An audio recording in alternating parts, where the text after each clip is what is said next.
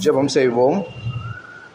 கிருபை நிறைந்த பரம தந்தையே, இங்கு அனைவரையும் குடும்பமாக நீர் வந்து சேர்த்திருக்கிறீர். அதற்காக நன்றி கர்த்தாவே. இந்த ஆலயம் கூடி வர என்றும் விட்டுவிடாதபடிக்கு நீர் அனைவரும் மனதிலும் ஏவி அனைவரையும் இங்கு அழைத்து வர நீர் கிருபை தார காண்டவரை அதற்கு நீரைகள் பயன்படுத்துகிறேன். இயேசு மூலம் ஜெபிக்கிறோம் நல்ல பிதாவே, ஆமேன். அனைவருக்கும் தோன்றும், எல்லாரும் மகிழ்ச்சியாக இருப்பீங்கன்னு நினைக்கிறேன். இந்த திருச்சபையில் இது என்னோட முதலாவது அருளுரை. அதற்காக நான் தேவனுக்கு ஸ்தோத்திரம் செய்து கொள்கிறேன். அதுவும் இல்லாமல் நான் எப்பொழுது பிரசங்கம் எடுத்தாலும் மூல உபதேசத்திலிருந்து ஒப்பிட்டு பார்த்து கொள்வது, அதில் நான் மிகவும் கவனமாக இருப்பேன் பல காரியங்களுக்காக. அதுவும் இன்று மூல உபதேசத்திலிருந்து 6வது பகுதியான ரட்சிப்பை குறித்து பேசுவதற்கு வார்த்தை வந்த பொழுது நான் மிகவும் சந்தோஷித்தேன். காரணம், அது நேரடியாக மூல உபதேசத்தில் வந்ததின்படியால் நான் மிகவும் சந்தோஷப்படுகிறேன். இந்த நூற்றாண்டு கண்டு இந்த திருச்சபையிலே பல உரைகள் நீங்கள் கேட்டிருக்கக்கூடும். அதாவது நீங்கள் ரட்சிப்பை குறித்து ஏகப்பட்ட வார்த்தைகள் விதவிதமாக நீங்கள் கேட்டிருக்கக்கூடும். அதுவும் குறிப்பாக வேத வசனத்திலிருந்து வேத கதைகள், நம்மளோட அந்த கல்வர்களை இயேசு கிறிஸ்து எவ்வாறு ரட்சித்தார் என்ற கதைகளை கேட்டிருப்பீர்கள், பல முறை கேட்டிருப்பீர்கள். ஆனால் அதனுடைய சாராம்சத்தை எந்த அளவுக்கு நாம் உணர்ந்திருக்கிறோம் என்பதை நாம் இன்று விளங்கிக் கொள்ள பார்ப்போம். ரட்சிப்பு என்ற உடனே நமது மனதுக்கு என்ன முதலாவதாக வருகிறது? ரட்சிப்பு அப்படின்னா சால்வேஷன். ஆமாம், அப்படி இல்லை, அதானே யோசிக்கிறோம். ஆமாம், ரட்சிப்புனா மொழியாக்கம் சால்வேஷன். ஆனால் உண்மையான அர்த்தம் என்ன அப்படின்னா, எதிலிருந்தாவது உங்களை காப்பாற்றப்படுவது ரட்சிப்பு. ஒரு இடத்துலேருந்து உங்களை ரட்சிப்பதுக்கு பேர் தான் ரட்சிப்பு. அந்த ரட்சிப்பு யாருனால் வருகின்றது? இயேசு கிறிஸ்துவினால் வருகின்றது.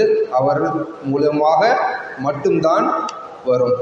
கிறிஸ்தவர்கள் தெரிந்தோ தெரியாமலோ நம்ம என்ன பண்ணிட்டோம் அப்படின்னா, இயேசு கிறிஸ்துவை கிறிஸ்தவத்துக்கு உள்ளாக அடக்கிவிட்டோம். நம்ம தெரிந்தோ தெரியாமலோ இயேசு கிறிஸ்துவை கிறிஸ்தவத்துக்கு உள்ளாக அடக்கிவிட்டோம். அதன் விளைவு இப்பொழுது என்ன இருக்குது அப்படின்னா, நம்மளால் முழுமையாக எடுத்து உரைப்பதற்கு மிகவும் கடினம் வெளியில் உள்ள சூழல், இப்போ இருக்க சூழலில். ஏன் அப்படின்னா, நம்ம என்ன பண்ணிட்டோம்? கிறிஸ்துவை பொதுமுறையாக வைக்காமல் கிறிஸ்தவத்துக்குள் நம்ம அடக்கி வைத்து விட்டோம். அதனால் நம்ம வெளியில் போய் சுவிசேஷம் சொல்வதற்கு மிகவும் கடினப்படக்கூடிய சூழல் உருவாகிவிட்டது. ஏன்னா இப்போ கவர்மெண்ட்டில் ரூல்லாம் போடுறாங்க, நம்ம நேரடியாக இதுதான் உண்மையான மதம்னு சொல்லக்கூடாது, ஏன்னா பல மதங்கள் இருக்குது அப்படின்றாங்க. ஆமாம், நம்ம என்ன பண்ணிட்டோம்? தெரிஞ்சோ தெரியாமலே இயேசு கிறிஸ்துவ அதுக்குள்ளே அடைச்சிட்டோம். ஆனால் நம்ம இயேசு கிறிஸ்தவத்துக்கு உட்பட்டவர் அல்ல, கிறிஸ்தவத்துக்கு அப்பாற்பட்டவர்.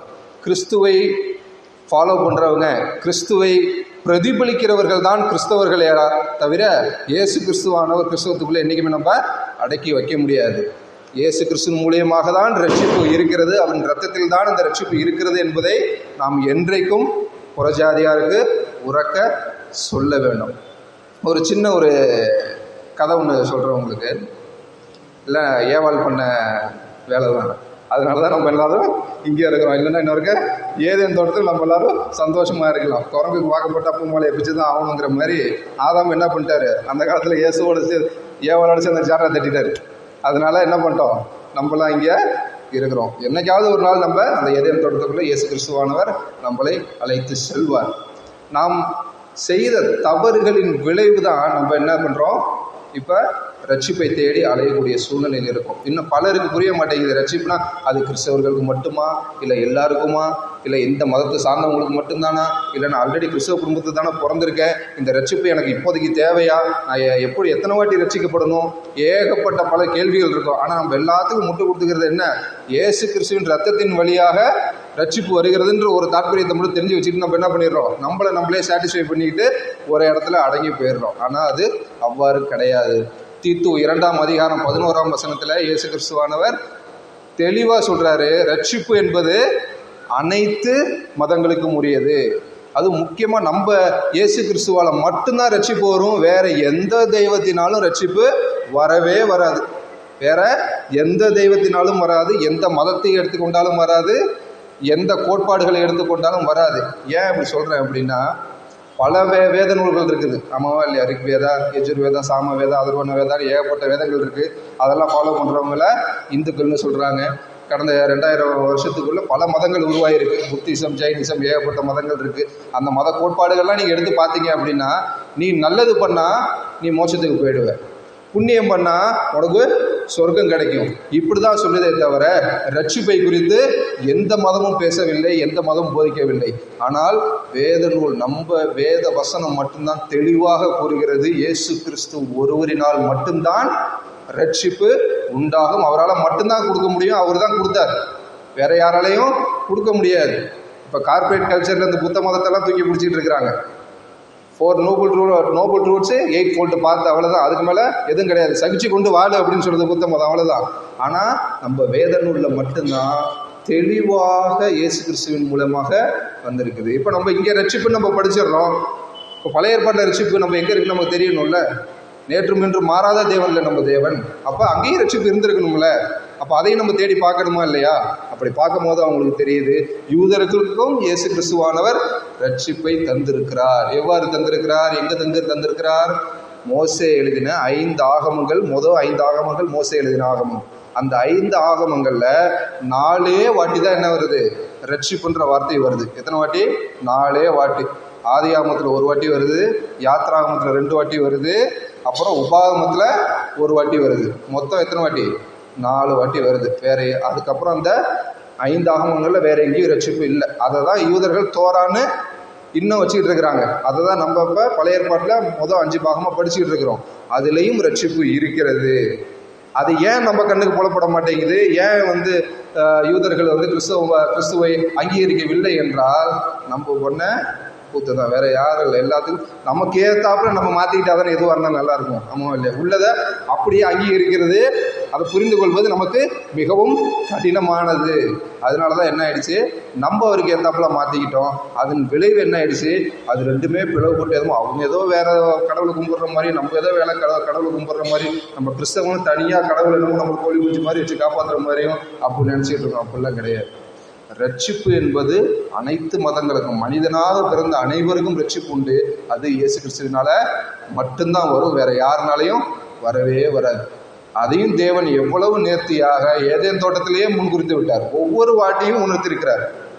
யூதர்களுக்கு ரட்சிப்பு எங்கேருந்து வந்துச்சு? ரத்தத்தினால வந்துச்சு. ஆனா என்ன பண்ணிக்கிட்டாங்க? அவங்க ஆட்டையும் மாட்டையும் பிடிச்சிக்கிட்டாங்க. சர்வாங்க தகன பலி, பாவ நிவாரண பலி, இந்த பலியெல்லாம் கொடுத்து தான் அவங்க தன்னோட பாவத்தை கழுவிக்கிட்டாங்க. ஆனால் அது இந்த இயேசுக்கான முன்குறிப்பு என்பதை அவர்கள் புரிந்து கொள்ள மறுத்து விட்டார்கள். ஆனால் நம்ம அப்படி இல்லை.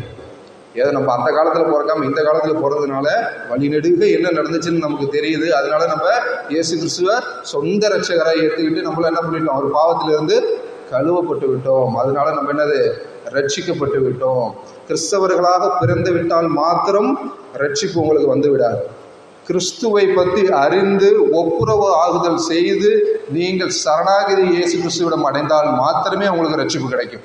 இல்லை என்றால் ரட்சிப்பு என்னைக்குமே கிடைக்காது. ரட்சிப்பு என்றது ஒரு 8வது கனி மாதிரி தான் எங்கேயாவது தொங்கிட்டு இருக்கும். அதை பற்றி படிப்போமே தவிர உணர முடியாது. அன்றைக்கு சின்ன ஆஃபரிங், அந்த ஆஃபரிங், இந்த ஆஃபரிங் 5 விதமான பலிகளை கொடுத்து தன்னோட பாவத்தை கழுவிக்கிட்டாங்க. கடவுள் என்ன பண்ணிட்டார்? எல்லாத்துக்கும் சேர்த்து தன்னோட குமாரனான இயேசு கிறிஸ்துவ கிருபாதார பலியாக, என்ன பலியாக? கிருபாதார பலியாக ஒரே பலியாக இங்கே கொடுத்து என்ன பண்ணிட்டாரு? நம்ம எல்லாரையும், உலக மக்கள் எல்லாரையும் கழுவி இந்த இடத்துல நம்மள உட்கார வச்சிருக்கிறாரு. நம்மளாம் சிலப்போ கஷ்டம் வந்தால் மட்டும்தான் கண்ணுக்கு ஆளுக்கு தெரியும். சந்தோஷம் வந்துட்டா பார்ட்டி பண்ணுறதுக்கு ஃப்ரெண்ட்ஸு தெரிவாங்க. நம்ம இல்லை, இப்படிதான் அப்படிதான் இருக்குது. இந்த காலகட்டத்தில் கிறிஸ்தவம் என்பது அப்படிதான் இருக்கு. அந்த நமக்கு அந்த ரட்சிப்பு என்ற ஒரு தாற்பயம் இலவசமாக கிடைத்ததின் விளைவு நாம் என்ன பண்றோம்? இயேசு கிறிஸ்துவை உதாசீனப்படுத்துகிறோம். என்னைக்காவது அதை விலை கொடுத்து வாங்கணும், நீ அதுக்கு இவ்வளோ பே பண்ணணும்னு உனக்கு ஒரு பவுண்டி மண்டையில் வச்சிருந்தாருன்னா உனக்கு அதோட அருமை தெரிஞ்சிருக்கும். ரொம்ப எளிதாக மிகப்பெரிய விலை கொடுத்து அதை வாங்கி என்ன பண்ணிட்டார்? நமக்கெல்லாம் இலவசமாக வச்சுக்கோ அப்படின்னு கொடுத்துட்டாரு. எல்லா மதத்திலையும் பாருங்க, எந்த மதம் வேணாலும் எடுத்துக்கங்க, நீங்க இந்த பூஜை புனஸ்காரம் பண்ணுங்க, இந்த பரிகாரம் பண்ணுங்க, உங்களுக்கு இந்த விமோசனம் கிடைக்கும் அப்படின்னு இருக்காரு. ஆனால் இயேசு கிறிஸ்து மட்டும்தான் வேதாகமத்தில் என்ன சொல்கிறாரு, நமக்கு நீ செய்த நியாயங்களை வச்சு உனக்கு நான் ரட்சிப்பு கொடுக்கல. எதை கொடுக்கல?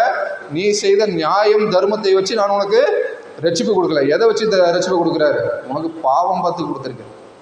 எங்கே சொல்லியிருக்காரு? தீத்து 3ஆம் அதிகாரம் 5வது வசனத்தில் தெளிவாக சொல்லியிருக்காரு இயேசு கிறிஸ்துவோ, நீ பண்ணுற நியாயத்தை வச்சு உனக்கு கொடுக்கல. இந்த ஒரு வசனத்தில் எல்லா மதத்துடைய கோட்பாடும் அடிபட்டு விட்டது. எந்த வசனத்தில்? தீத்து 3ஆம் அதிகாரம் 5ஆம் வசனத்தில் எல்லா மதத்தோட நம்ம கண்ணில் படுகின்ற அனைத்து மதத்தோட கோட்பாடுகளும் அடித்தாகிவிட்டன. தெளிவாக சொல்லிட்டாரு, நான் நீதிபரரான தேவன், அந்த நீதிக்கு என்ன விலை கொடுக்கணுமோ அதை என் மகன் இயேசு கிறிஸ்து கொடுப்பான், அதை நான் உனக்கு இலவசமாக தரேன். அப்படிதான் கடவுள் நமக்கு பாவம் பார்த்து நமக்கு கொடுத்துருக்காரு. தவிர நம்ம பண்ணுற நியாய தர்மங்களை வச்சோ நம்ம பண்ணுற புண்ணியங்களை வச்சோ அடிப்படையாக வச்சு நமக்கு ரட்சிப்பு வரலை. அதை நம்ம என்றைக்குமே உணர்ந்திருக்க வேண்டும். ஆனால் நம்ம என்ன பண்ணுறோம், ஈஸியாக கிடச்சிட்டுங்கிறதுனால அதை பற்றி நம்ம பெருசாக பாடுபடுவதே இல்லை, பெருசாக அதை குறித்து நாம் எண்ணுவதும் இல்லை. நம்ம பாவம்னா அதே பழைய மாதிரி தான் சொன்ன மாதிரி, கஷ்டம் வந்தால் தான் ஆள்ற கண்ணுக்கு தெரியுது.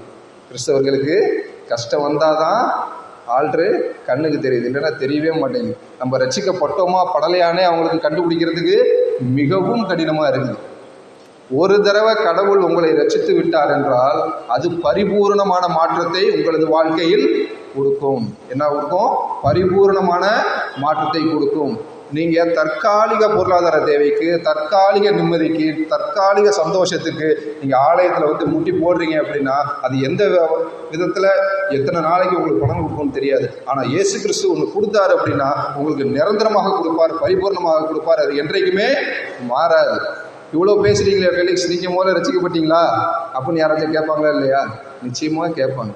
ஆனால் எந்த நாளில் எந்த நேரத்தில் நான் ரட்சிக்கப்பட்டேன்னு எனக்கு தெரியாது. ஆனால் அந்த ரட்சிப்பின் அவசியத்தையும் அந்த ரட்சிப்போட பவரையும் நான் என்ன பண்ணிட்டு இருக்கேன், அனுதினமும் உணர்ந்து கொண்டு இருக்கிறேன். இதே ஆலய வாசலில் தான் நான் டீ கொடுத்துட்டு இருந்தேன்.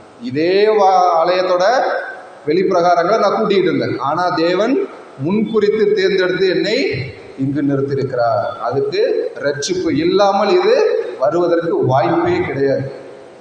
ஆண்டவர் ரட்சிப்பு இல்லாமல் ஒரு மனிதனை இந்த இடத்துக்கு நிச்சயமாக கொண்டு வர மாட்டார். அதிலிருந்து நான் உணர்ந்து கொண்டேன், நான் ரட்சிக்கப்பட்டு விட்டேன், தேவ ஆட்டுக்குட்டியானவர் ரத்தத்தில் நான் கழுவப்பட்டு விட்டேன் என்பதை இந்த மாற்றத்தின் மூலம் நான் தெரிந்து கொண்டேன். ஆனால் குறிப்பாக எந்த நாள், எந்த வருஷம், எந்த தேதின்னு கேட்டால் எனக்கு சொல்ல தெரியாது. ஏசப்பா அவன் காதில் வந்து பேசினாரா எனக்கு சொல்ல தெரியாது. ஆனால் என் வாழ்க்கையில் மாற்றத்தை ஏற்படுத்தின தேவன் உங்கள் வாழ்க்கையில் மாற்றத்தை ஏற்படுத்துவார். ஆனால் நீ என்ன பண்ணணும்? இயேசு கிறிஸ்துவிடம் நீ முதல்ல ஒப்புரவாகணும். மண்டியிட்டு ஒப்புரவு ஆகி அதுக்கப்புறம் அந்த தவறை நான் இனிமேலுக்கு பண்ண மாட்டேன், இதுலேருந்து என்ன ரட்சித்து கொள்ளும் ஆண்டவரே என்று நீங்கள் ஜெபம் பண்ணிட்டு வாங்க. அதுக்கப்புறம் கடவுள் உங்களுக்கு கொடுக்குற மாற்றத்தை நீங்கள் அனுதினமும் உணர்வீங்க. அது திடீர்னு நடக்காது. ஏன்னா திடீர்னு வர்றதெல்லாம் திடீர்னு போயிடும். நல்லதெல்லாம் பொறுமையாக தான் நடக்கும். ஆனால் எப்போவுமே நம்ம வாழ்க்கையில் நிலச்சி நிற்கும். நீங்கள் என்றைக்குமே ரட்சிப்பை வந்து பொருளாதார மேம்பாட்டை வச்சு எண்ணிடாதீங்க. பொருளாதாரம்லாம் ஊழிய வாழ்க்கையில் ஒரு பை ப்ராடக்ட். என்னது? ஒரு பை ப்ராடக்ட். கடவுள் உங்களுக்கு ஊழியம் பண்ணுற இடத்துல சைக்கிள்லேருந்து உங்களுக்கு பைக்கை கொடுக்குறாரு அப்படின்னா நீங்கள் வேகமாக போய் ஊழியம் பார்க்கணுன்னு அர்த்தம். உங்களுக்கு பைக்லேருந்து காரு கொடுக்குறாரு அப்படின்னா அதிக தூரம் போய் ஊழியம் பண்ணுன்னு அர்த்தம்.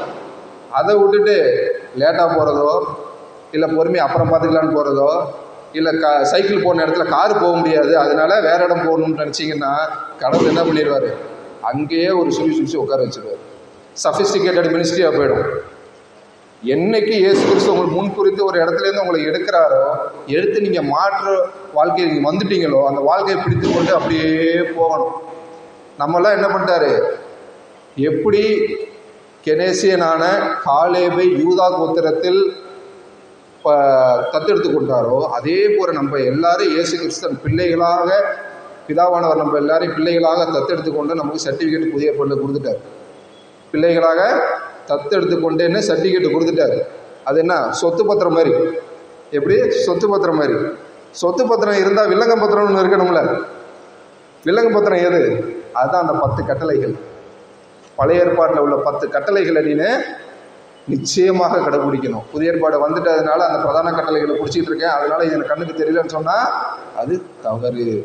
பிதாவானவர் அதை மேற்கோள் காட்டுறதுக்கு தான் இங்கே வர்றதே தவிர அது கிடையாது, பழைய ஏற்பாடு கிடையாதுன்னு ஒதுக்கிட்டு என்றைக்குமே அவர் ஊழியம் பண்ணலை. ஏன்னா அவர் இப்போ பேசின எல்லா இடங்களையும் சொல்லியிருக்காரு, பிரமாணங்கள் எல்லா இடத்துலையும் சொல்கிறார். இந்த பிரமாணங்கள்லாம் என்ன அப்படின்னா மோசே எழுதின 4 பிரமாணங்கள் தான். அதனால் நம்ம மிகவும் கவனமாக இருக்கணும். நமக்கு இயேசு கிறிஸ்தவர்களாக இருக்கிறோம், கிறிஸ்தவ குடும்பத்தில் பிறந்து விட்டோம், டெய்லி ஆலயத்துக்கு வர்றோம், ஜெபம் பண்ணுறோம், காணிக்க போடுறோம், தசமபாகம் கொடுக்குறோம் அப்படின்னு நினச்சிக்கிட்டு இருக்கீங்க. நான் ரட்சிக்கப்பட்டுட்டேன்னா யூ ஆர் ராங். ரட்சிப்பு என்பது நீங்கள் தனிப்பட்ட முறையில் இந்த இயேசு கிறிஸ்து கிட்ட வந்து முட்டி போட்டு என்னைக்கு ஜெபம் பண்ணி ஒப்புரவாகிறீங்களோ அன்னைக்கு தான் உங்களுக்கு ரட்சிப்பு. என்னைக்கு ஆசீர்வாதம் உங்களுக்கு வரும், அந்த விலங்க பத்திரத்தை ஃபாலோ பண்ணணும். எந்த விலங்கு பத்திரம்? அந்த 10 கட்டளைகள். 10 கட்டளைகள் நீங்கள் ஃபாலோ பண்ணாதான் கடவுள் என்ன பண்ணுவார், உங்களுக்கு தேவையான ஆசீர்வாதங்களை வழங்குவார். நீங்கள் ஊழிய வாழ்க்கையில் செழித்தோங்கி வளர்ந்து நீங்கள் உண்மையாக என்னைக்கு ஊழியம் பண்ணிக்கிட்டே வரீங்களோ, என்னைக்கு பிதாவானவர் உங்களை பிடிச்சிருக்குன்னு சொல்லி எப்படி நம்ம இயேசு கிறிஸ்துவானவருக்கு சர்டிஃபிகேட் கொடுத்தாரோ, நர்சாட்சி சர்டிஃபிகேட் கொடுத்தாரோ, ஞானஸ்தானம் எடுக்கும்போது மேலேருந்து இவர் நேசகுமாரன், இவர் நான் பிரியமாக இருக்கிறேன்னு சொல்கிறாரோ, அதே மாதிரி நம்ம ஊழிய வாழ்க்கையில் என்னைக்கு அவர் நம்மளை அங்கீகரிக்கிறாரோ அன்னைக்கு பரிசுத்த ஆவியானவர் உங்களுக்கு வரங்களை அள்ளி கொடுப்பார். என்ன கொடுப்பாரு? பரிசுத்த ஆவியானவர் வரங்களை அள்ளி கொடுப்பார். நான் பல இடங்கள் செல்லும் போதெல்லாம் பார்த்துருக்கேன். ஒரு சர்ச்சில் போய் ஜோம் பண்ணுறதுக்காண்டி உட்காரும் போது திடீர்னு பார்த்தா ஒரு சைடில் ஒரு மீட்டிங் போட்டு ஜோம் பண்ணிட்டு இருந்தாங்க. என்னங்க என் மீட்டிங் திடீர்னு இன்னைக்குன்னு கேட்டால், இல்லை வரத்துக்காக மீட்டிங். எனக்கு சந்தோஷமாக இருந்துச்சு, என்னடா வரத்துக்காக மீட்டிங் நம்மளும் உட்காந்து கேட்போம்னு பார்த்தா அந்நிய பாஷை வரத்தை கொடுங்க அப்படின்னு உட்காந்து மண்டி போட்டு ஜோம் பண்ணி வாங்கிட்டு இருக்கிறாங்க. எனக்கு மனசில் உறுத்தல், என்னடா அது நம்ம இன்ன வரைக்கும் எந்த வார்த்தையும் கேட்டதில்லையே, இவங்க முட்டி போட்டு ஜோம் பண்ணிட்டு இருக்காங்களே அப்படின்னு. அப்புறம் தான் எனக்கு தோணுச்சு, கிஃப்ட்டுங்கிறது உங்களுக்கு எதிர்பாராத நேரத்தில் கடவுள் உங்களுக்கு என்ன தேவையோ அந்த டயத்தில் அதை கொடுப்பாரே தவிர நீங்களாக கேட்டு எந்த வகையில் வாங்குறதுங்கிறது சரின்னு எனக்கு தெரியல. என்னை பொறுத்தவரைக்கும் நம்ம உழைப்புக்கு கிடைக்க வேண்டியது ஊதியம், ஆனால் இங்கே கிடைக்கிறது ஊதியம் இல்லை, gift is a reward type. நீ பண்ணுற ஊழியத்துக்கு உன்னோட ஊழிய பாதையில் என்ன தேவை இருக்கிறோ அதுக்கேற்ற வரத்தை தான் என்ன பண்ணுவார், இயேசு கிறிஸ்துவானவர் கொடுப்பார். நீ தனிப்பட்ட முறையில் ஒரு வரம் கேட்குறீன்னா அந்த வரத்தோட நோக்கம் என்ன? கேள்விக்குறி. அதை எங்கே பயன்படுத்த போகிற? கேள்விக்குறி. அதனால் இயேசு கிறிஸ்துவின் ரத்தத்தின் மூலம் ரட்சிக்கப்பட்டால் நாம் ஊழிய வாழ்க்கையிலே நமக்கு வேதாகமத்தில் என்ன கட்டளை கொடுக்கப்பட்டிருக்கிறதோ அந்த கட்டளையை எடுத்துக்கொண்டு நாம் வாழ்ந்து கொண்டு இருப்பது தான் நமது வேலை. அதை தவிர நம்ம என்ன பண்ணிடுவோம், கடவுள்கிட்ட குயவன் கையில் அந்த பானையை கொடுக்குற மாதிரி, அந்த மண்ணை கொடுக்குற மாதிரி அவருக்கு தெரியும் உன்னை என்னவா உருவாக்கணும்னு. ரசிக்கப்பட்டோன்னா எல்லாரும் பண்ணுற பெரிய தப்பு என்னன்னா, கடவுள் என்ன வந்து அங்கே ஊழியத்துக்கு அழைக்கிறார், கடவுள் என்ன இங்கே ஊழியத்துக்கு அழைக்கிறார், நான் இங்கே போய் பயன்படுத்த போகிறேன், we want a bigger audience to preach. அதெல்லாம் கிடையாது. கடவுளுக்கு தெரியும் உன்னை எங்கே அனுப்பணும் அப்படின்னு. பொய்யவனுக்கு தெரியும் அந்த மண்ணை பானையாக மாற்றணுமா, கப்பாக மாற்றணுமா, தட்டாக மாற்றணுமான்னு யாருக்கு தெரியும்? பொய்யவனுக்கு தெரியும். நம்ம வெறும் அவர் கையில் மண்ணாக இருந்தால் போதும், அவர் என்ன பண்ணுவார், நம்மளை உருவாக்கி ஒரு இடத்துல நிச்சயம் வைப்பார். இதெல்லாம் உங்கள் வாழ்க்கையில் நடக்கணும்னா என்ன பண்ணணும்? முதல்ல தேவை நமக்கு ரட்சிப்பு. அதுதான் ஆரம்ப புள்ளி. அது எங்கே இருக்குது? இயேசு கிறிஸ்துவானோட ரத்தத்தில் தான் இருக்குது. அந்த ரத்தம் இப்போ தெளிக்கப்படுதா? ஆல்ரெடி உங்கள் மேலே தெளிக்கப்பட்டாச்சு. அதை நீங்கள் அங்கீகரிக்கணும். எப்படி அங்கீகரிக்கணும்? ஆலை பீடத்தில் வந்து சொன்னது போல் முட்டி போட்டு, ஏசப்பா நான் இந்த தவறெல்லாம் பண்ணிட்டேன், இனிமேல் இந்த தவறை பண்ண மாட்டேன், எல்லா கட்டளைகளையும் நான் கைக்கொள்கிறேன் அப்படின்னு சொல்லி நீங்கள் கேட்டு தேவனை மன்றாடினால் நிச்சயமாக உங்களுக்கு ரட்சிப்பை வழங்குவார். வழங்கி உங்களை உங்கள் அவரு தேவைக்கு ஏற்றாப்புல உங்களை எப்படி பயன்படுத்தணுமோ அவ்வாறாக பயன்படுத்துவார். நீங்களாக ஒரு கோரிக்கையை வச்சு அப்படி பண்ணுறதை விட அவரு கோரிக்கை என்னன்னு தேவனோட பாதத்தில் அமர்ந்து கேட்டு பெற்றுக்கொண்டவர்கள் தான் என்ன பண்ணுவாங்க, நற்சாட்சியாகி வாழ்வாங்க. எல்லாரும் மேலே வரணும்னு தேவையில்லை, எல்லாரும் மைக்க பிடிக்கணும்னு தேவையில்லை. சின்ன சின்ன ஊழியங்களும் பெரிய பெரிய இம்பேக்ட் ஆகும். இன்னைக்கு ஆலயத்தில் ஒரு பெல் அடிக்கிறாங்களா, அது ஒரு ஊழியம். ஆலயத்தில் வந்து சேர் துடைக்கிறாங்களா, அது ஒரு ஊழியம். யாராவது முடியாதவங்களுக்கு உதவி பண்ணுறாங்களா, அது ஒரு ஊழியம். ஆண்டவர் அழைப்பு வரும் வரை உங்களுக்கு கொடுக்கப்பட்ட கடமைகளை சரிவர செய்யுங்கள். ரட்சிப்பு பெற்றவர்கள் சரிவர செய்வார்கள். சரிவர செய்யாதவர்கள் தான் ரட்சிப்பில் கொஸ்டின் மார்க்கில் இருப்பாங்க. எப்படி இருப்பாங்க? ரட்சிப்பில் கொஸ்டின் மார்க்கில் இருப்பாங்க. ஏன்னா அவங்களுக்கு ரட்சிப்புனா என்னால் முழுசாக தெரியறதில்லை. நம்ம என்ன பண்ணிட்டோம், இப்போ இயேசு கிறிஸ்து இங்கே வந்து நமக்கு வந்து இயேசு, இதே அமெரிக்கா போனால் அவர் ஜீசஸ், இதே ரோமுக்கு போனால் அவர் ஈசூஸ், இதே அரேபியாவுக்கு போனால் ஈசா. இத்தனை பேர் இருக்கு அவருக்கு. நான் எந்த பேரை சொல்லி கும்பிட்றது? நீங்கள் மனசில் நீங்கள் இயேசுவை தான் கும்பிடுன்னு நினச்சிட்டிங்கன்னா நீங்கள் எந்த மொழியில் கும்பிட்டாலும் அவருக்கு புரியும். ஏன்னா நீங்கள் வேதாகமத்தின் மூலியமாக கும்பிடுறீங்க. நீங்கள் இதில் எந்த குழப்பமும் பட்டுக்க வேணாம். நான் கூட ரொம்ப முன்னாடி ஒரு பெரிய கேள்விக்குறியில் இருந்தேன். என்னன்னா, முதல்ல ஜோம் பண்ணணும்னா யார்கிட்ட ஜோம் பண்ணணும்னு தெரியணும்ல. ஜோம் பண்ணுறோம் ஓகே, யார்கிட்டனே தெரியாமல் நான் எப்படி ஜோம் பண்ணுறதுன்னு ஒரு காலகட்டம் இருந்த சூழ்நிலை உண்டு. அப்போது அட்லீஸ்ட்டு ஏசப்போட பேரையாவது கண்டுபிடிப்போம் அப்படின்னு சொல்லி ஊர் முழுக்க சுற்றுறதுக்கு அப்புறம் தான் எனக்கு மண்டையில் அடிபட்டுச்சு. என்ன அப்படின்னா, கடவுள் எங்கே இருந்தாலும் நம்ம கும்பிட்டா ஒரு காதை கேட்க தான் போகுது. அப்போவா இல்லையா? இவர் பேரை சொல்லி வர நம்ம கும்பிடணுமா? அதை கண்டுபிடிக்கிறதுக்கு எத்தனையோ அறிஞர்கள் முற்பட்டு எல்லாம் முடியாமல் போயிடுச்சு. இங்கே இம்மானுவேல்னு இருக்குது, அங்கே ஜீசஸ் இருக்குது. என்னென்னு கூப்பிடுவீங்க? மனசில் நினச்சிக்கோங்க, இயேசுவே உண்மையை விட்டால் எனக்கு வேறு சரணாகதி கிடையாது, நான் உங்களை தான் நம்பி இருக்கிறேன். அந்த மாதிரி சரணாகதி ஆகிடு. இதே சால்வேஷன் ரொம்ப இப்போ நம்ம ஜீசஸ்ன்னு சொல்கிறோம்ல, இந்த ஜீசஸ் தான் சால்வேஷன்னு அவர் செய்த செயலை வைத்து சொல்வதை விட அவரே ஒரு சால்வேஷன் தான் சொல்லணும். ஏன்னு கேட்டால் எபிரேய மொழியில் சால்வேஷனுக்கு யெஷுவான்னு பேர். என்ன பேர்? யெஷுவான்னு பேர். அந்த முதல் 5 ஆகமங்களில் 4 தடவை அந்த வார்த்தை சால்வேஷன் குறிப்பிட்டிருக்காங்க, யெஷுவான்னு குறிப்பிட்டிருக்காங்க. இயேசு கிறிஸ்துவோட அராமிய பேரை மொழிபெயர்த்து பார்த்தாலும் என்னது? யெஷுவா தான், ஜீசஸ் கிடையாது. அதனால தான் நிறைய பேர் என்ன பண்ணுவாங்க, அவர் பேரை உச்சரித்தா அதை நம்ம உச்சரிக்கக்கூடாது, மகிமையான பேர் அப்படின்னு சொல்லிட்டு என்ன பண்ணிட்டாங்க, அவங்க ஒரு இடத்துக்கு போட்டுட்டாங்க. எனக்கு மிகப்பெரிய கேள்விக்குறிலாம் இருந்துச்சு. என்னடா ஜீசஸ்ன்னு கும்பிட்றோம், இப்போ 1611 முன்னாடி இங்கிலீஷில் லெட்டர் ஜேவே கிடையாது, எப்படா அப்புறம் ஜீசஸ் வந்துச்சு அப்படிலாம் எனக்கு பெரிய கேள்விக்குறிலாம் இருந்துச்சு. அப்புறம் தான் தெரிஞ்சிச்சு, யெஷுவா அவரோட பேர், அதுதான் சால்வேஷன், அதுதான் ரட்சிப்பு, கிருபாதார பலியாக அவர் அனுப்பிச்சிருக்காரு. இவ்வளோதான் முடிஞ்சு போச்சு, வேறு எதுவும் கிடையாது. நீங்கள் எதுவும் தோண்ட வேணாம், திரும்பவும் வேணாம். நமக்கு தேவையான அனைத்தும் இந்த வேதாகத்திலே இருக்குது. இதுக்கு அப்பாற்பட்டு எதுவும் நமக்கு தெரியணுங்கிற அவசியம் இல்லை. இதில் இருப்பது மாத்திரம் நமக்கு தெரிந்தால் போதும். இருப்பதை புரிந்து கொண்டு இயேசு கிறிஸ்து தான் ஒரே சொந்த இரட்சகர் என்று நாம் ஏற்றுக்கொண்டால் நிச்சயம் நம்ம வாழ்க்கையோடு நிச்சயமாக மாற்றம் வரும். அதனால நீங்கள் என்ன பண்ணுங்க, ரட்சிப்பு என்றால் எங்கேயெல்லாம் தேடாதீங்க. இயேசு கிறிஸ்து தான் ஒரே ரட்சிப்பு, அவரை விட்டால் வேறு வழி கிடையாது. நான் எல்லா மதத்தோட ஆகமங்களை நான் முழுசாக என்னால் படிக்க முடியல, ஆனால் அதோட தாற்பயம் எல்லாத்தையும் நான் ஓரளவுக்கு அலசி ஆராய்ஞ்சதுனால நான் சொல்கிறேன், எந்த மதத்திலையும் இந்த விதமாக இவ்வளவு தெளிவாக சொல்லப்படலை. பூஜை புனஸ்காரங்கள் பரிகாரங்கள் வழிகள் மட்டும்தான் இருக்கிறதே தவிர, இந்த மாதிரி இவரின் மூலியமாக தான் ரட்சிப்பு வந்துச்சு, இவரை தவிர வேறு யாரும் உங்களால் ரட்சிப்பு கொடுக்க முடியாதுன்னு எந்த இடத்துலையும் கிடையாது. ஏன்னா நான் முதல்ல தெளிவாக இருக்கணும்ல, நான் கரெக்டான கோட்பாட்டை எடுத்திருக்கேனா அப்படின்னு. நான் தெரிந்து கொண்டது என்னவென்றால், இயேசு கிறிஸ்துவை விட்டால் வேறு வழியே கிடையாது. இது பிதாவுக்கு தெரியும். எப்படி பிதா அழகாக நம்ம வீட்டிலலாம் ஒரு தெரு நாய்க்குட்டியை பார்த்தா எடுத்து வச்சு வீட்டில் வச்சு அழகாக கொஞ்சம் வளர்ப்போமோ, அதே மாதிரி ஏதேன் தோட்டத்துலேருந்து இன்ன வரைக்கும் நம்ம எல்லாரையும் வளர்த்துட்டு வந்துருக்கிறாரு. நியாயப்பிரமாண காலத்தில் நம்ம ராஜா இல்லை, நம்ம குலைச்ச பண்ணப்ப என்ன பண்ணார், சவுல் ராஜா ஏற்படுத்தி ராஜாக்களை கொடுத்தாரு. அதே மாதிரி ஒவ்வொரு இடத்துலையும் நம்ம என்ன பண்ணார், குட்டி நாய் மாதிரி பார்த்து அழகாக அழைச்சிட்டு வந்திருக்கிறாரு. நம்ம தான் என்ன பண்ணுறோம், அப்பாவோட சொல் பேச்சு கேட்காம அங்கிட்டு என்ன தெருவில் ஓடி போயிடுறோம்.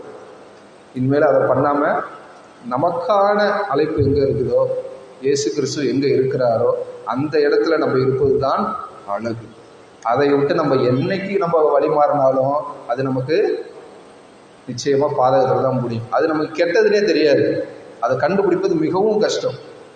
ஏன்னா பைபிள் எப்படி இருக்குது அப்படின்னா, ஒரு நல்ல சொல்லு தீமையிலிருந்து வந்தால் கூட அந்த நல்ல சொல்ல கேட்காதுன்றது. எதை வச்சு சொல்கிறேன் அப்படின்னா, இயேசு கிறிஸ்து நற்சாட்சி பெற்று மேலே ஏறி வராரு, 40 நாள் உபவாசம் எடுக்கிறாரு. உபவாசம் இருந்ததுக்கப்புறம் பரிசுத்த ஆவியானவர் அவர் அழைச்சிட்டு போய் சாத்தான்கிட்ட எந்தப்பா வச்சுக்க சர்டிஃபிகேட் கொடுத்துக்கிறாங்க, நான் மேற்கொண்டு செக் பண்ணுவேன், நீ அவர் செக் பண்ணு அப்படின்னு டெம்டர்கிட்ட விட்டுட்டார். சாத்தான் என்ன பண்ணுறான், அவரை சோதிக்கிறான். அவர் 40 நாள் சாப்பிடலை, தண்ணியும் குடிக்கலை. அந்த மாதிரி இருக்க மனுஷங்கிட்ட சாத்தான் சொல்கிறான், நீங்கள் என்ன நினச்சிக்க, சாத்தானா ஏதாவது தப்பாக ஏதாவது சொல்லியிருப்பான்னு. அவன் என்ன சொன்னான்னா, இந்த கற்களை அப்பமாக்கி உண்ணும் அப்படின்னு. சாத்தான் என்ன சொல்கிறான், அவன் தேவையை அறிஞ்சு சொல்கிறான். ஏன் 40 நாள் சாப்பிடலை, 40 நாள் தண்ணி குடிக்கலை, அதை தெரிஞ்சு அவனுக்கு என்ன தேவையோ அந்த தேவையை தான் சாத்தான் சொல்கிறான். ஆனால் இயேசு கிறிஸ்துவானவர் அந்த கற்களை அப்பமாக்கி உண்ணவில்லை. காரணம் என்ன, அன்னைக்கு சாத்தான் சொல்றதை கேட்டு நல்லது தானே அப்படின்னு கல்லை அப்பமாக்கி உண்டிருந்தா இன்னைக்கு முதல் அற்புதம் என்ன இருந்திருக்கும், கல் அப்பமாக்கிறது தான் இருந்திருக்கும். காண ஒரு கல்யாணத்தில் அப்பத்தை திராட்சரசம் மாக்கினதாக இருந்திருக்காது. என்ன இருந்திருக்கும்? கல் அப்பமானதாக இருந்திருக்கும். அது அந்த இடத்துல நின்று நீங்கள் யோசிச்சு பாருங்க. அது தவிர அந்த சொல்லு கிடையாது. ஆனால் அது நோக்கம் என்ன, அது எங்கே போய் முடியுது? ஏன்னா இயேசு கிறிஸ்து தான் ஆதியும் அந்தமுமாக இருக்கிறார். அவருக்கு தெரியும் இந்த புள்ளி எங்கே போய் முடியும்னு. எனக்கு தெரியும். இன்னைக்கு என் பசி ஆத்துறதுக்கு நீ வந்திருக்கிற, நீ சொல்கிறது இன்னைக்கு நான் கேட்டேன்னா என் நிலைமை நாளைக்கு என்ன? அதனால தான் நம்மளாம் என்ன பண்ணிடுறோம், தற்காலிகம். இப்போ நானே அந்த இடத்துல இருந்திருந்தா என்ன பண்ணியிருப்பேன், பரவாயில்லப்பா ஏசுப்பா ஏதோ தேவதூதன் அனுப்பிச்சிருக்கிறாரு, நான் போசிக்கிறாரு, இவ்வளோ நேரம் பசியாக இருந்திருக்கிறேன் அப்படின்னு வாங்கி சாப்பிட்டுருப்போம். ஆமாவா இல்லையா? நம்ம அனைவரும் அந்த இடத்துல இருந்து அதான் பண்ணியிருப்போம். ஆனால் இயேசு கிறிஸ்து வசனத்தை மேற்கோள் காட்டி என்ன பண்ணுறாரு, அதை மேற்கொள்கிறாரு. அந்த வேத ஞானத்தை நாம் பெற்றுக்கொள்ள வேண்டும் என்றால் அனுதினமும் நாம் இயேசு கிறிஸ்து மூலம் ரட்சிக்கப்பட வேண்டும். இல்லை என்றால் இந்த இதெல்லாம் புரிந்து கொள்வது மிகவும் கடினம். நம்மளாம் இந்த காலத்தில் தற்காலிகமான ஒரு ரட்சிப்பை தான் கேட்குறோம். நிரந்தரமான ரட்சிப்பில் எனக்கு வேண்டாம். அந்த டயத்தில் நான் கடனை சிக்கிக்கிட்டேன்னா தூத்துட்டு முடிஞ்சு போச்சு, அவ்வளோதான். உனக்கு எனக்கு டீல், அவ்வளோதான், க்ளோஸ். அடுத்தாப்புல எங்கேயாவது ஒரு சின்ன ஏதாவது தேவைகள் இருக்கா, அந்த தேவைகள் முடிஞ்சோன்னா உனக்கு எனக்கு டீல் முடிஞ்சு, க்ளோஸ், அவ்வளோதான். அதை என்றைக்குமே பண்ணாதீங்க. இயேசு கிறிஸ்துவானவர் உங்கள் கையில் ஒரு விஷயத்தை கொடுக்குறாரு அப்படின்னா அது என்றைக்கு பர்மனெண்ட்டாக இருக்கும், பரிபூர்ணமாக இருக்கும், நடுவில் போகவே போகாது. யாராவது ஒரு சிலர் உங்களுக்கு பிடிக்காதவர்கள் என்ன பண்ணலாம், கொஞ்ச நாள் நடுவில் ஏதாவது பண்ணி அந்த நேரத்தை தள்ளி போட முடியுமே தவிர உங்களுக்குன்ற கதை யாராலையும் பறிச்சிக்க முடியாது. அதை என்றைக்குமே மாற்றவும் முடியாது. யார் ஏராளமாக பேசினாலும் சரி, யார் உங்களை புகழ்ந்தாலும் சரி. ஏன்னா ரெண்டுமே நமக்கு கஷ்டம்தான். புகழ்ந்தாலும் பிரச்சனை, இகழ்ந்தாலும் பிரச்சனை. இது ரெண்டுக்குள்ளேயும் நம்ம சிக்கக்கூடாது. லைஃப் அப்படின்னு நியூட்ரலாக கடவுள்கிட்ட ஓடிட்டு போயிட்டே இருக்கணும். நம்ம எங்கே என்னைக்கு எப்படி பயன்படுத்தணுமோ அவ்வாறு இயேசு கிறிஸ்து பயன்படுத்துவார். அதனால ரட்சிப்பு என்பது இயேசு கிறிஸ்துவிட்ட மட்டும்தான் இருக்குது, இயேசுவால் மட்டும்தான் வரும். வேற எந்த மதத்திலையும் அதுக்கான சாத்தியக்கூறுகளே கிடையாது. எந்த மதத்தை வேணா இருக்குது. நான் உங்களுக்கு இந்திய மதத்தை மட்டும்தான் சொன்னேன். இன்னும் வெளிநாட்டு மதங்கள்லாம் நிறையா இருக்குது, அதையும் பார்த்தாச்சு, அதுலேயும் ஒன்றும் கிடையாது. அதனால தான் இயேசு கிறிஸ்துவை யாராலும் என்னைக்கு எதுவும் பண்ண முடியாது. நம்மளோட மனவாளன் அவரு தான். நம்மளோட மனவாளன் அவரு தான். அதனால நம்ம ரட்சிப்பை ஒப்புரவாகுதலில் மாத்திரம்தான் பெற்றுக்கொள்ள முடியும். அதனால நல்லா ஞாபகம் வச்சுக்கணும். நன்றி. ஜெபம் செய்து நிறைவு செய்வோம். கிருபை நிறைந்த பரம தந்தையே, இந்த நாளை ஏற்படுத்தி கொடுத்து எங்களுக்கு ரட்சிப்பின் தாற்பயத்தை புரிய வைத்திருக்கிறீர். அதற்காக நன்றி கர்த்தாவே. நாங்கள் உம்மிடத்தில் வந்து ஒப்புரவாகுதலாகி நாங்கள் அந்த ரட்சிப்பை பெற்றுக்கொள்ள எங்களுக்கு கிருபை தாருகின்றவரே. அதை உமக்காக பயன்படுத்தி உமது வழியில் உம்மை போல் வாழ்ந்து நாங்கள் செலுத்த நீங்கள் கிருபை தாருங்கள். இயேசு மூலம் ஜெபிக்கிறோம் நல்ல பிதாவே. ஆமென்.